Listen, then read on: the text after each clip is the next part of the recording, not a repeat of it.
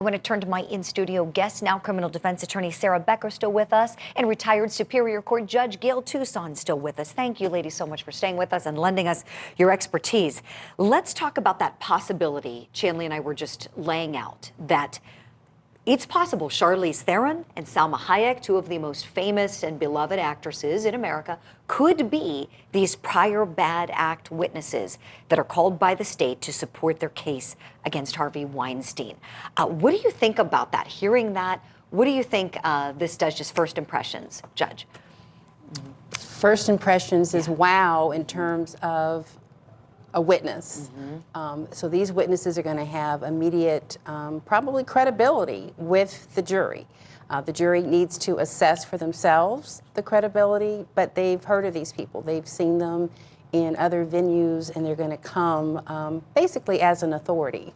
I think kind of, an expert-esque type of a witness, even though they're going to be talking probably about fact situations. So, right.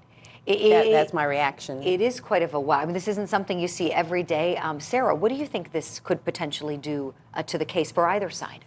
What I think it really does is it necessitates a jury consultant, probably for both sides, because especially the defense is going to be wanting to pay close attention to the impact that these witnesses have on the jurors. They're going to be wanting, I think, to get input from someone about how exactly what the judge talked about is going to play into the jury's evaluation of the testimony and how they should go about questioning that witness, given that some jurors may feel like they know these people, right? I think that's what strikes me as well, is these are familiar faces, so it's less like questioning a stranger than a juror might feel like, hey, why are you beating up on my friend in the way you're asking that question? So there's going to be a lot more analysis, and I think they're going to have to kind of tiptoe their way through examinations and, more importantly, cross-examinations during the course of the trial when they're dealing with these well-known witnesses. Yes. And it's going to be interesting to see whether or not the judge comes up with, or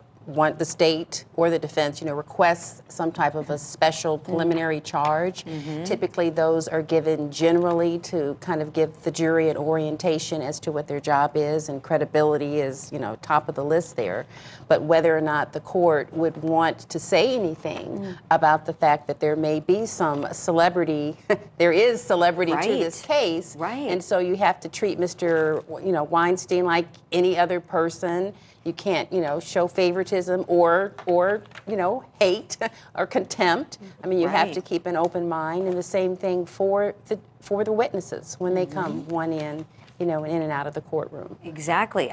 Perhaps a charge to say, just like we know commonly, there's a concern, I'm just going to use this as a basic example with criminal cases with police officers. Jurors are often asked, are you likely to give a police officer automatic credibility just because of them wearing a uniform and being in such a noble profession where you're serving and putting your life on the line day in and day out? Are you more likely to believe them than any other lay witness just because of that uniform and because of the badge? That's always a concern. But here I feel like it's kind of similar, because you have stars who may be so beloved potentially by folks on the jury. That's an excellent point, Judge Tucson, whether the court has that extra challenge and responsibility to make sure that instruction is clear, that they get the same amount of weight as any other witness in terms of what emphasis is put on the testimony. We have to take a break, I'm being told, but we're going to talk lots more about this case. Sarah Becker, Judge Tucson, thank you both for your thoughts. When we come back,